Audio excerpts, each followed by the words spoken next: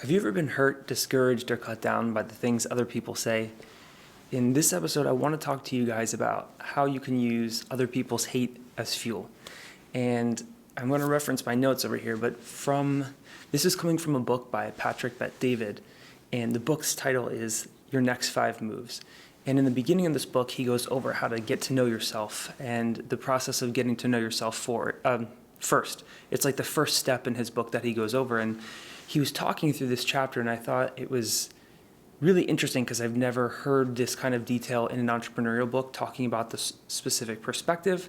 I know Tom Bilyeu talks about when he used to go to the gym, he would visualize his wife being murdered as like his motivation for, pushing the bar up and moving the weight. And I think there's a balance to this because anytime you carry around a negative burden, you want to be mindful of how you're carrying it and how long you're carrying it. And so even Patrick in his book goes into, you're not carrying around like the negative load of it. You're just kind of using it more as propellant, using it more as fuel.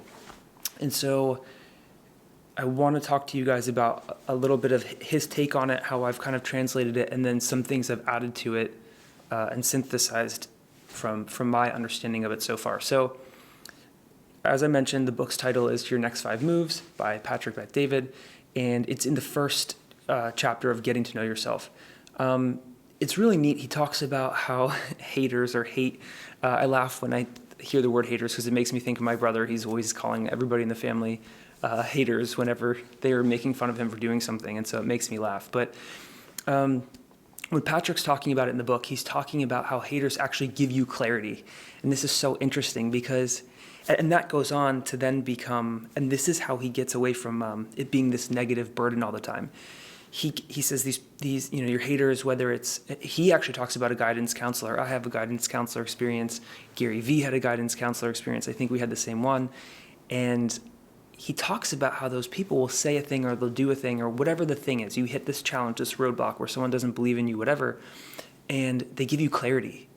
They give you clarity in terms of, oh, now I want to do the thing you said I can't do. Or they give you clarity in terms of maybe it's a boss. It's a you and your boss relationship, and you realize like, I want to work at a company where the career path is clearer, where the growth ladder is not political, right? Like that's clarity. And so he takes it from just being this negative thing to your haters provide you clarity and they're actually gift givers. And I thought that was really interesting and something I'd never heard before.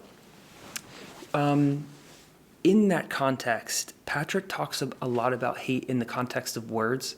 And so like things that other people will say, like your guidance counselor will, they'll have pity on you or whatever. Like people will belittle you with their words. And I think this is the part I want to synthesize in my own words and my own experience, just being at a different age and generational group from Patrick, is like, I think in today's society more so where it's more politically correct and people are more careful of how they use their words, especially in person and on social media. I think what's more dangerous and what's really powerful, what would really empower you and I to become more aware of is actually people's actions towards you. And so there are people in your life and there are people in my life, people we love perhaps, acquaintances perhaps, being whatever's lower than acquaintances, a guidance counselor, that you might come across, and it's not their words, but it's their actions that will discount you. It's their actions that will undermine you. It's their actions that will undercut you. And I think that's a really powerful thing to start becoming aware of, because less so than what people say is more so how they treat you. And so if you're in a situation where you are being discounted, not in someone's words, they speak very highly of you, they think you're amazing, they say positive things about you, but then they discount you with their behaviors, it's the same thing. You can leverage that same experience as, well, first of all, you should probably remove yourself from that environment or address it by bringing it up with that person, but you can use people's hate in terms of actions, not just words, as fuel to motivate you forward in the same way. And so I would just add that as an amendment to Patrick's point here. So that was one thing that I wanted to mention.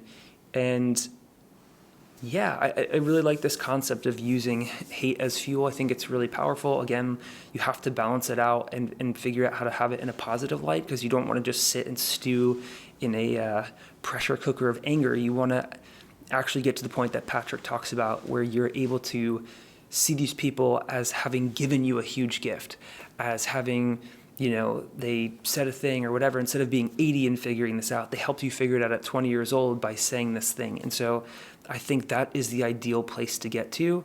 And, in the book, he talks about, obviously, I'm not a billionaire or whatever like he is, but like he talks about, even at the level of success that he's currently at, he still documents the things that people say that discount him and the things people have said in the past. And some of the stories are really cool. So I encourage you to check out the book.